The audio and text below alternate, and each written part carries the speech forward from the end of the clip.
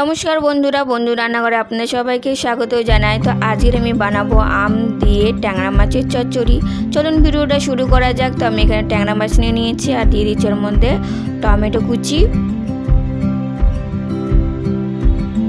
তো আমি এখানে একটা নিয়ে নিয়েছি গোটা, লঙ্কা কুচি 4টে, যে যেরকম ঝাল পছন্দ করবেন সেরকম দেবেন। আমি এখানে 4টে লঙ্কা দিলাম। আর এখানে দিয়ে দিচ্ছি 2টো পেঁয়াজ কুচি বড় সাইজের, দিয়ে দিচ্ছি স্বাদ অনুযায়ী নুন আর ধনের গুঁড়ো 1 চা চামচ মতন, আর জিরের গুঁড়ো 1 চা চামচ, আর দিয়ে দিচ্ছি 1/2 চা চামচ মতন লঙ্কার গুঁড়ো,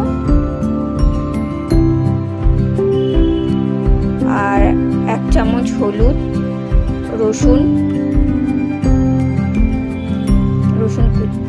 থেতো করা, আর এখানে দিয়ে দিচ্ছি কালো জিরে। এখন দিয়ে দিচ্ছি সর্ষের তেল, দিয়ে ভালো করে এটাকে আমি মেখে নিচ্ছি।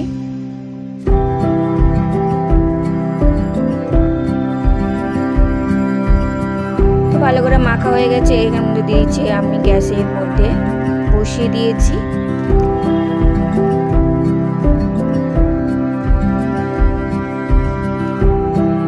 তো গ্যাসটাকে আমি ধরিয়ে এর মধ্যে করে নেবো 15 মিনিট ঢাকা দিয়ে রান্না। তো 15 মিনিট পর আর ফেরত আসছি। তো 15 মিনিট পর দেখতে পাচ্ছেন যে আমার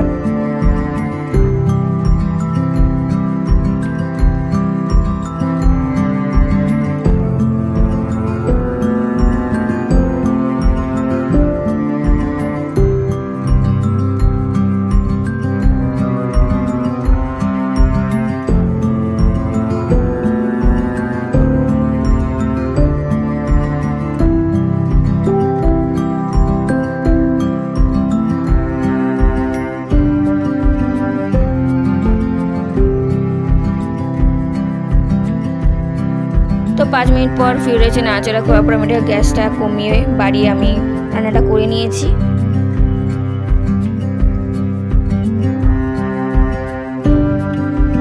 তো আগে থাকতে আমি আম কুচিয়ে রেখেছিলাম।